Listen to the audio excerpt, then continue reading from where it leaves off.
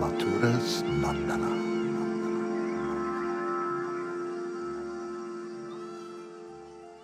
Okay, so now you've got your passport, and then does that change really help you in the next phase of your journey?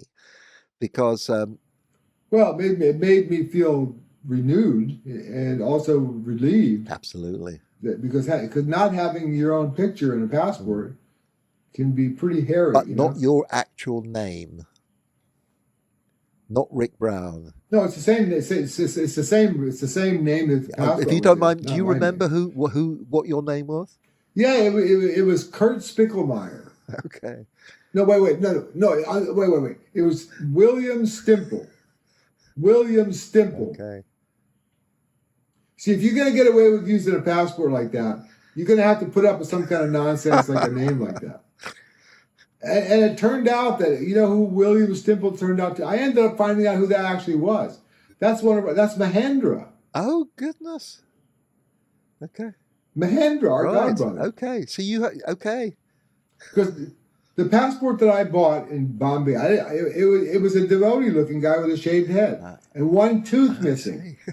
One tooth Okay. missing, which was hard for me because I got in trouble because I didn't have a tooth missing. When I was going through Benares, the guy asked me he showed me the passport. Everybody standing in line behind me at the Benares airport, Varanasi airport, could see what he was saying, see the picture, and they're all saying, all these foreigners. He's saying, "Who's that?"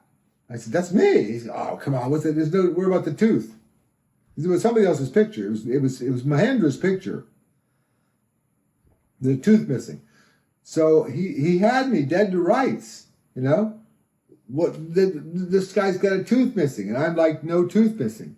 So I said, I didn't know what to do, but I saw that his teeth were red from chewing betel.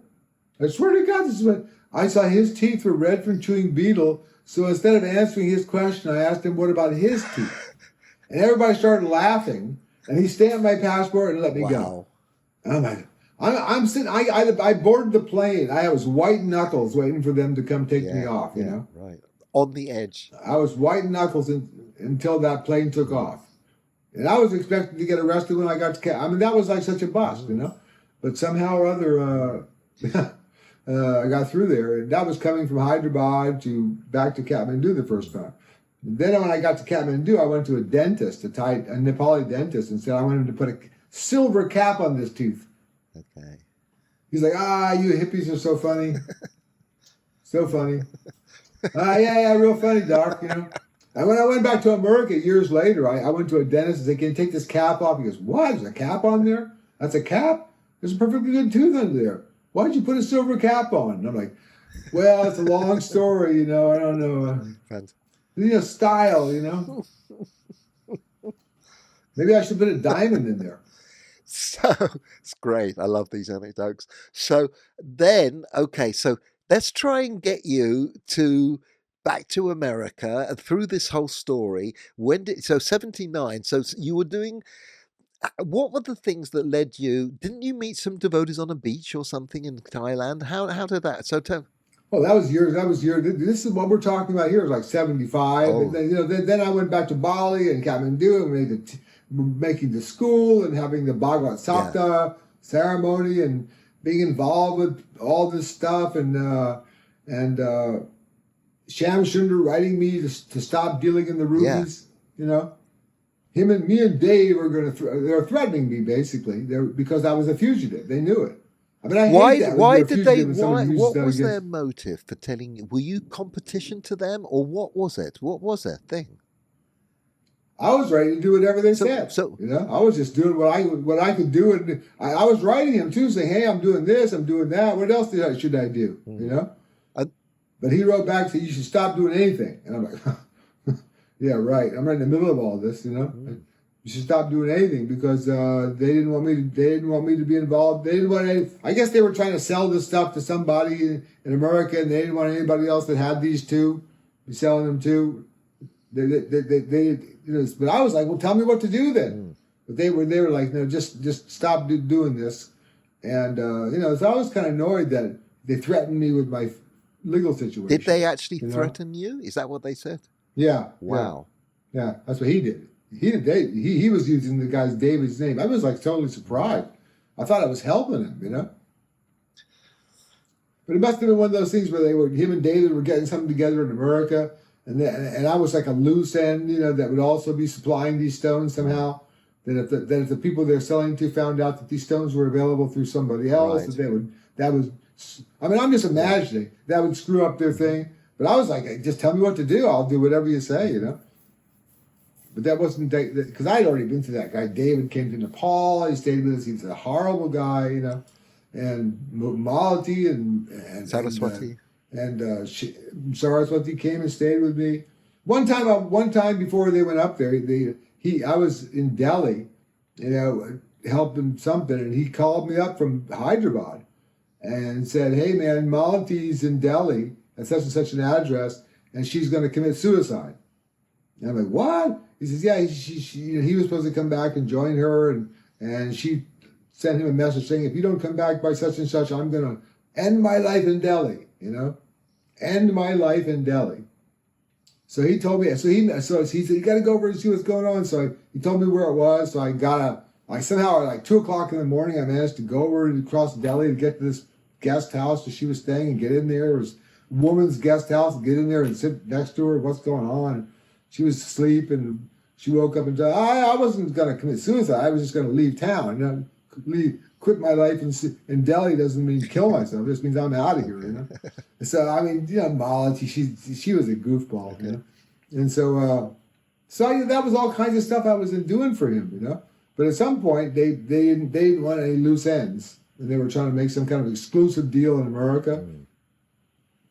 But instead of telling me what they wanted me to do, they told me he threatened my legal status. And in the book that Dan Reed wrote, which you have a copy of, called Rishi, that story's in there. And he's read that whole book, Shamshankar. So he didn't like that I had made him look stupid like that. Well, made him look. Well, yeah, cast aspersions on He wasn't. He wasn't angry, but he just kind of. It was kind of like poor Richard. It's just he was kind of like, it made me look like I was just always the guy that was getting screwed over. Yeah, well, what else is new, huh? Okay. So then, okay, so so that's probably why he didn't. That's why he didn't bring that up. Yeah. Maybe. So let's try and. So how do we get from this story to the point where you go from the mid-70s to the late 70s and going back to America? We need to get to there. Well, I was going to Bali, spending 3 months making jewelry, coming back to Bangkok. I had a jewelry show in Bangkok, my first time ever, a jewelry show. And I separated from Dave Ananda because he was just being too crazy, and he actually had some kind of. He told me a long time before that he had made a suicide pact before he became a devotee.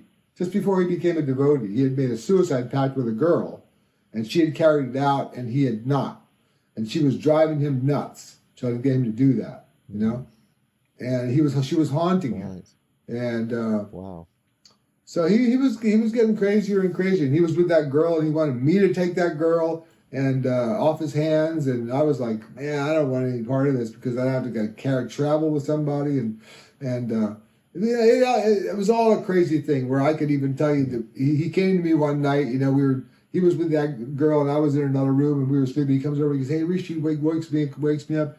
He goes, "Man, you got to take care of her. Because I can't take it anymore because that girl's driving me crazy and I got to kill him, but wants me to kill myself." And he's becoming worse and worse. And I'm like, "Oh man, I don't want all this hassle. I already don't like paying the tickets and all this stuff." And so he lights a candle, and he had these beads that he gave her, that represented his relationship with her, I guess. And so he handed the beads over a still candle. And told me, "You're going to take these now. You've got to be responsible for her, So, oh, God, man. So I go in there with her and it's late, went to sleep. And next morning he comes back and he says he wants to get back with her. So I said, "Oh, man, do whatever you want." And she's like, "I don't want to go back with him. He's crazy." And so I said, well, go ask Kali Baba what to do, you know.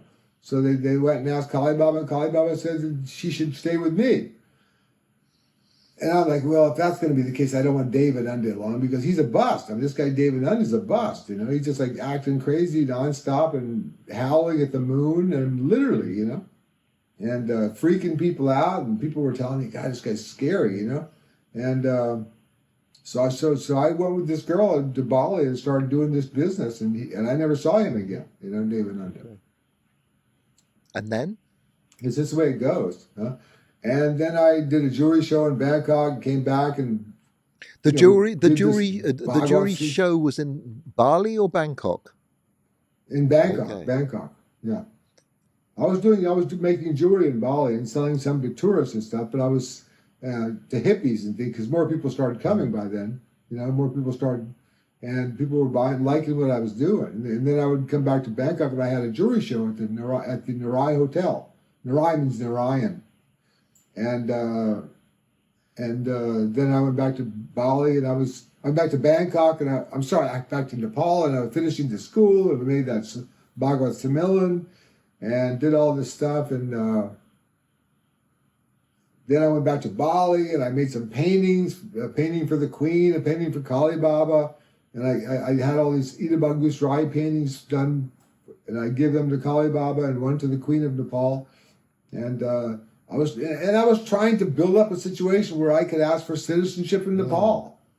I was, at the end of the day, I'm looking for some for some security, because I had zero security. My family can't even comprehend. Most people can't comprehend not having any security. You're standing on the ground. It starts to shake, and earthquake's happening. It's liquefying. Oh my God, that's really a weird feeling. Because people are not used to having an earthquake, you know. Or standing on quicksand. But that's what it feels like when you're a fugitive.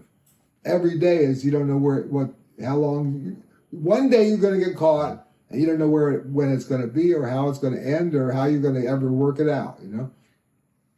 So finally, I was in Bangkok and had a problem with some guy that wanted to be my partner. And he knew I was a fugitive, so he said he'll go back and sell all the jewelry. So he took all the jewelry I had back to America, and he didn't come back with the money. And so I was all of a sudden broke.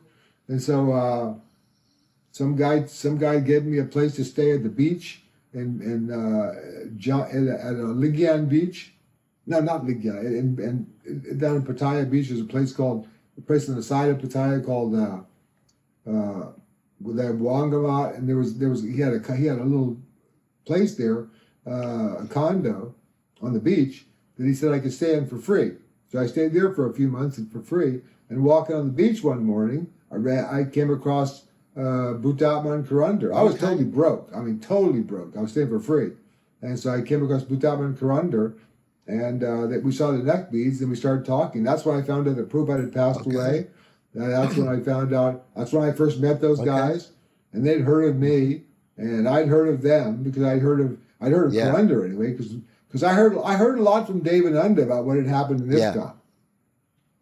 David Unde was telling me all the stories about how some of these guys became Mayavadis and Prabhupada punished them by making them sannyasis and all this insanity, all these white men trying to take over and make the new normal, you know, as usual. You know? If we could just get this religion and patent it, then we can say it's ours. So, you know? So Karandar and Patatma, they've kind of remained good friends and connections with you since that time, isn't it? Oh yeah, absolutely, 100%. I mean, Bhutatma passed away, but I mean, Karandar, I'm still in touch with him. So So when you met them, then what plan was brewed then, or what happened after meeting them? Well, they asked me what I was doing. I told them I'm trying to do this jewelry business. But right now, I'm just broke and screwed up, and they wanted to be partners. They wanted to work with me and do it because they were trying to make gold chains, and they needed some kind of front or whatever. And they needed to work. They wanted to work with me, and I told them, I said, honestly, I have to tell you, I'm a fugitive, you know. So if you're going to work with me, I got to tell you that, you know. And they were saying, nothing to it, man. They passed a law. They've given amnesty. You know, the war's over. And first time in my life, I never thought, my God, really? There's some light at the end of the tunnel for this? 12 years of being a fugitive. You know, Amazing. there's some light at the end of the tunnel. My parents had no idea if I was alive. My family thought I was dead for years. You know, Right. Incredible. so. And how am I going to do that? Don't worry, we'll take you back there. They got me a ticket and some other funny stories too. Like that guy that took the jewelry to America, my jewelry, and then left me threadbare. He actually came back and he didn't know that I knew them, and he made a deal with them to buy gold chains. He gave them some money to buy gold chains, and then when they came to pick up the gold chains, it was Karunda and Butaba sitting there and me, you know. And they told the guy, hey, we're partners with Rishi now, and you owe him all this money. So we're just going to keep this money you sent, and you still owe more, you know. And Karunda, when he tells you something, you know, you definitely know you're not going to have to ask twice, you know. Karunda is like super scary guy. I mean, I've never been on the receiving end of his scariness, but I've seen it with my own eyes, and I mean, he could scare Clint Eastwood, you know. Okay, I didn't know that about. Yeah, he's You got. know what I mean? It's really a marvel to see in action. And I saw it that time with that guy Ken, you know, this Florida guy. He scared the hell out of Ken, man. So without even getting angry, without even raising his voice, you know. So how long after you? Crunder's the kind of guy. When he was living in Pattaya Beach, he got a hand grenade, went out in the forest and threw it and exploded it just for the hell of it. This is the kind of guy Karunder was. A hand grenade. A real honest to God hand grenade. How went out and threw how it. long was it after meeting them that you actually what was the process then? They bought you, did you go directly to America or how did you get into it? No, they had me move in with them. I moved because the guy that was letting me stay in the place, you know, he came back. And now we didn't have a place to stay. So that was right at the time I met Bhutam and Karunder, and they said, move in with us. So I moved in with them, and and that girl too that I was with, you know, who was called Ganga according to Kali Baba had given her the name Ganga, you know, when she was with Devananda. So we moved in with him, and then we moved over to Soy 5, and then Hans and Duda comes with 20 guys, you know, big party of lunatics comes to town, you know, and making a scene all over Pattaya Beach and staying with us, you know, of course. So stuff like that was happening. And then they were telling me, okay, you need to go back. And I'm like, okay, well, I'm on the way back. I'm going to stop in Belgium because this girl, Ganga, was going to introduce me to one of her relatives who's in the diamond business, a big shot in the diamond business. Her relative was Varam Barsamian, who was the chairman of the Diamond High Council of Antwerp. He wasn't like a little guy. He was the president of the HRD, the Diamond High Hograd Vor Diamond, the Diamond High Council of Antwerp. And I met him, you know, and his son, and I started doing a business with them. They told me if I go back and I do the diamond course of the GIA, that they'll start giving me diamonds on consignment if I can find buyers, which I did. So from Thailand, you didn't go straight to America. You went to Belgium, and you made. Did you? So you made this connection through what was her name again? Sorry. Barsamian. Okay. Varam Barsamian. Diamond High Council of Antwerp. She was called. Her nickname was her spiritual name was Ganga. Yeah. Ganga. And that's her. Okay. Ganga. So yeah. How long did that whole? She later became a disciple of after I got rid of her. She became a disciple of you know, in Mayapur. Jayapataka? You know, Jayapataka. Okay. Jayapataka. So did you then, how long, what was the whole story with the diamonds? Did you sell them and flog them and get involved with them? Or did you go, how long was it before you went to America? Well, you know, first I had to get back to America. Okay. So from Belgium, I flew alone to Mexico City. Canada, Mexico City. Canada, then Mexico City. Okay. And then from Mexico City, I took next day I took a plane in the morning to Tijuana, and got off the plane in Tijuana, and I had my shaligram, and I had my puja stuff, and I had a little briefcase, and then those guys picked me up at the airport in 2 cars, Grunder in one car, and he took my bag, and Butap in another car, and we just had no bag. And we drive across the border, you know, and they just say, state your nationality. I was practically, couldn't hardly speak. Because there's great big gigantic Americans. They're so different than everything, you know, huge American guys, looking so intimidating compared to West European Asians, you know, these big one life only Americans, and station nationality. So next thing I know, I'm in there, you know, and they take me a day over to see one of our godbrothers, whose name was what's his name? Dundee Ganesh was his brother, and his name was I forget. Anyway, these guys were over there and they were smoking bass, you know, like. Where are we now? Which part of America are we in? San Diego. Okay, San Diego. Okay. So then, from then, and then they took me to a place that they had rented in South Laguna Beach, and that's where and that's where we stayed for a little while. And then they both went back to Thailand, and I stayed there. I see. Okay. You know, after Bhutatman helped me get a good lawyer. Yeah. After Bhutatman helped me get a good lawyer, which at first we couldn't. Actually, it was not even Bhutatman, because Bhutatman went with me to see 3 lawyers, and each one was more expensive than the other. And they were all saying, "Oh my God, this is the most complicated case ever." You know, whatever they say. And finally, Mukunda introduced me to a lawyer, or told me to go meet a lawyer named Laurie Belger. And he had an office right on Redondo Beach with the waves breaking under his office, you know.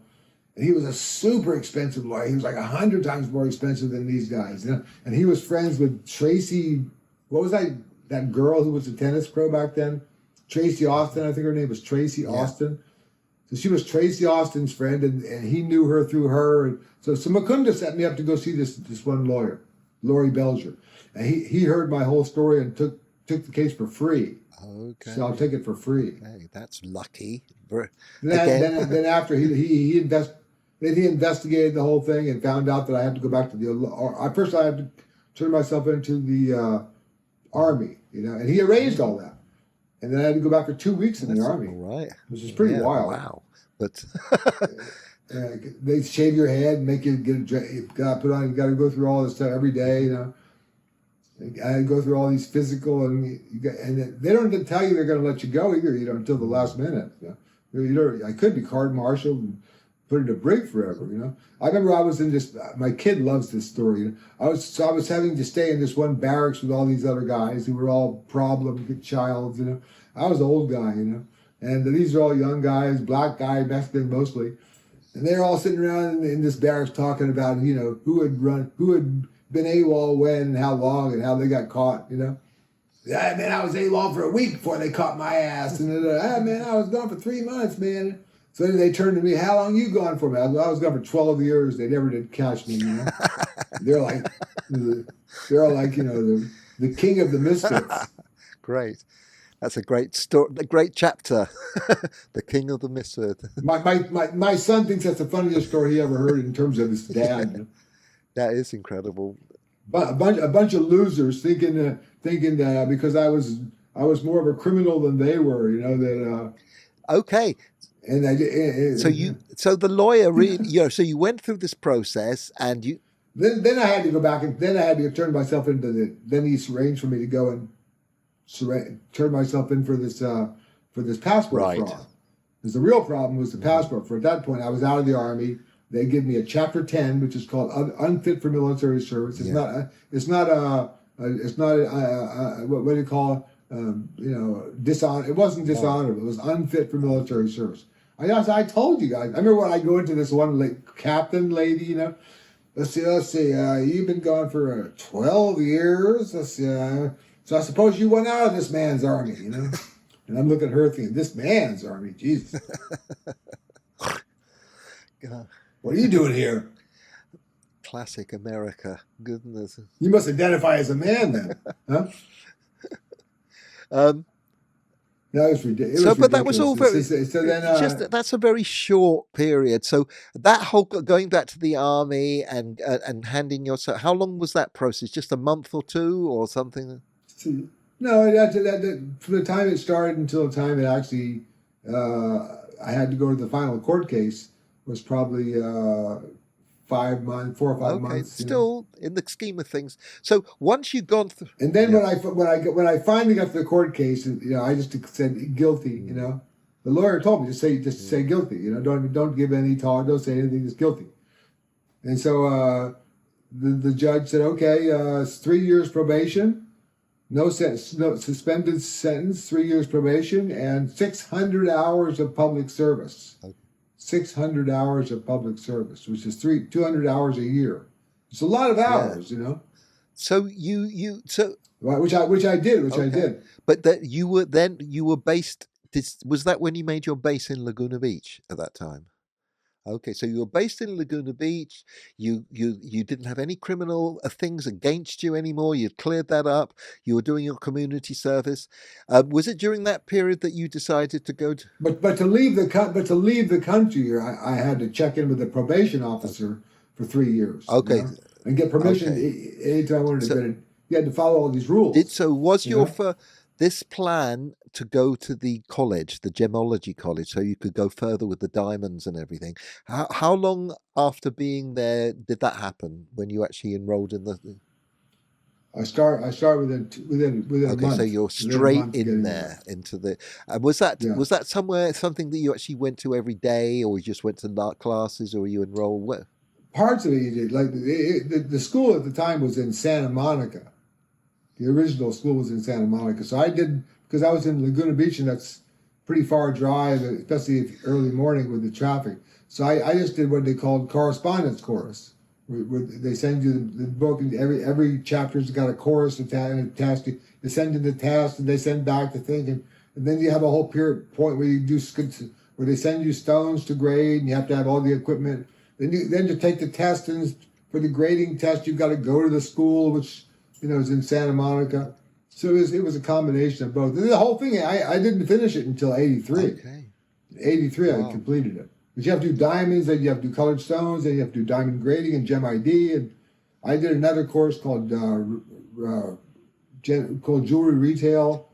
I did some extra courses. So say if you're in America and you're a professional jeweler and dealing with them, would all the people involved with that have gone through the similar courses? Is that the prerequisite? No. No. Most jewelers are not gemologists. Okay. So what? You know? Not most gemologists are not jewelers. Right. Okay, so you're a kind of very unusual combination of the two, really. And plus you've got the whole Ayurvedic Vedic Indian thing. So you've got three different dimensions that most people don't have. Planetary Yeah, gemology, which I did my second book on planetary gemology. I called it that, Handbook of Planetary Gemology. And I wrote the thing together with Bhutan. Okay, while and the first edition actually has his name on there, okay. Austin So Gordon. what year did you actually do that? When did that book come out then? 79. No, that book came out in 1980. Okay. And what was the name of that book? The Handbook of Planetary Gemology. That's why I coined that term, planetary gemology. And okay. And how was it received? And how did it? Really well, because I was doing the Tucson Gem Show, and I had a partner, and he didn't believe any of this stuff, and he couldn't believe that people were buying that book up so fast. And nobody in the whole of America was doing this, except me. Nobody was doing it. I mean, nobody was doing planetary gemology but me. Even the TM people. I sold when I left Thailand, when I moved over here in 86, I still had 3,000 copies of that book left, because we had printed 5,000 copies. And I sold all 3,000 copies to TM people. Wow. To one guy in the TM movement and now they're all acting like they invented the whole thing, you know? Uh-huh. That's really, but okay, you say in America, but how big was planetary gemology in Thailand or India or other places? I mean, you seem not even there. It wasn't big. So you're kind of in a no, in India, if you say you're into gems, okay, you could be respectable. But if you say you're planetary gemology, they think, oh, what are you sitting on a street corner with a little shoebox, a little Clorets box full of gems, and an astrological calculator? So you really are one of the very first international planetary gemologists. Basically, wow, that's definitely, incredible. Absolutely. Wow. So. And I'm the only guy who really figured it out. I mean, how to make the Panchamrita system with the herbs and everything. Nobody else. I mean, even people that are doing that now, they just got it from me. Because I was the one who figured out what the herbs were and how to make them and who. Did you did you reconnect with that gentleman in Belgium with the diamonds after you did all your studies? Yeah, sure. I sold a lot of diamonds for him. Okay. So when I got back to America, met some people that I went to school with. And we're working for this rich guy, and this other rich guy, and these guys got a bunch of money, and maybe you can sell them some diamonds, because they. So I did. People would give me $100,000 to buy them diamonds, and I'd make 10%, or 15%, which is 1,500, which is $15,000, and I'd make it boom. I would just have them send the diamonds to me with certificates, HRD certificates. Give the diamonds to the buyer. He would give me the money. I'd pay the money, pay the diamond people, and I'd make by 10 or 15%, which in the case of big money, it's a lot. If I sell one lot of diamonds to somebody and I make $10,000, on one transaction, you don't need to make a big markup. So, I just this thing occurred to me now. While this is happening and you're becoming quite wealthy and well known, or at least you're developing wealth, because you mentioned that for 12, no, your parents didn't know what had happened to you. So maybe let's just have a very short little thing about you and your parents during this period. What happened when you first went to see them after all this period, and how did they see you after? When I came back, Yeah. when I came back to America, I didn't know where anybody was. Anybody. My parents had long since moved somewhere else, and I didn't know where my sisters were. What I did was I actually just thought maybe my oldest sister Susie, she'd be up in San Francisco. So I just called the directory assistants and asked for her name in San Francisco, and they gave me a number. So I called it and I told her who I was, and she didn't believe me. Right. It was 12 years had gone Yeah. by. And she thought this was a practical deal. So she asked me, she said, if you're really my brother, then what's the maiden name of our mother? So I told her, and she started crying, Right. and she couldn't believe it, Wow. and then I said, I want to get back. She said, my mom and dad had moved to Tucson, and my sisters were still living with them, and she wanted to be the one to tell them. Because one of the grandmothers was there. She wanted to be the one she wanted to reassert her control over me, how sisters do. First thing we're going to do is we're going to reestablish that I'm in control. Okay, well, yeah, good. How was it then when Didn't cost you me any actually money. met your mother and your father, and what was it like, the whole family reunion thing? Well, I had to fly out there to Tucson, and they paid for it. And when I saw my daddy, I'd never seen that look on his face. He was so relieved to see me. Because I was his namesake, and he thought I was dead, and he thought he was responsible because he didn't help me get out of this draft mess, And so I could see in his face that he was like super. He got a new lease on life, that he could have. And then as a result of that, subsequently he got a grandchild, and all kinds of good things happened, But I mean, not every fathers get that kind of a reprieve, when they screw up with their son, to get his son come back after 12 years, and all of a sudden here I am, and all the regrets that he had were erased because so he had a look on his face that I'd never seen before. I'm really happy. And was it look. so? Of course, my mother Right, go was. on, sorry, carry on. So my mother, of course, was really happy too. Everybody was happy, and they were telling me, "Oh God, we thought you were dead." And we used to say on your birthday, we would say he would have been so old, And they really thought, and I was telling them stuff like, you people have been telling me years ago. There's this thing called communism. It's the biggest word in the world. You guys have never even heard of Islam. And I started telling them, there's this thing because I had heard all about Islam, how they destroyed Brindaban in 1,000 years and billions. The Muslims, what they did in India is like the British were polite by comparison, The British were gentlemen by comparison compared to what the Moguls did. So I was telling them, that there's these Muslims that are they're like a zillion times worse than any communist ever dreamed of, And that's what the problem is. They had no clue what I was talking about. Not a clue, They had no idea what I'm talking about. Your That's how your crazy mother's it is. still living, isn't she? Amazing. Yeah. She's 99. 99. Wow. Yeah, 99. Incredible. She's fine, too. Wow. So, and so, When you're 99 and you're feeling good and you're fine, that's got to be really nerve-wracking. To be 99 and feel good. Oh, God. Did I deserve to feel this good? Oh man, woo. Did the, What comes up must go down. and when you started to make money and did their whole mood and did you actually tell them what had happened in India? Did you try to explain it at all or not? Did you go into depth or just give a general overview of the whole thing? No, I gave my, I told them some of the stuff. I haven't told them as much as I've told Yeah, you, but they've read some books and stuff about it, and that what was I going to say? So when I started making money, I was giving half of the money I was making to ISKCON. Really? Because I thought that was what you're Where? supposed to do. Which ISKCON? Where? In which place? I was giving it to Mukunda. Okay. Who I always consider him, to be the guy who's my Bortha Pradarshika guru. He's the guy who pointed out the way to me. He took me to Prabhupada, He physically took me to Prabhupada, got me initiated. He's the one. He's somebody I owe a lot to. Okay. Not somebody that I probably gave him over $150,000 over the years. Okay. 150,000. He knows that. And what did your parents? Did your father start to respect you more now? The fact that you actually had a business and you had you were qualified. Did it change his opinion of you? Or I mean. Well, I put myself through school. I got myself back in one piece. I put myself through school, and I was doing it. I mean, it's hard not to. I didn't come back and say, "Oh, I'm totally helpless. You got to pick me up." I came back and did my own thing because I was just used to doing that. And so, sure, why wouldn't I be proud?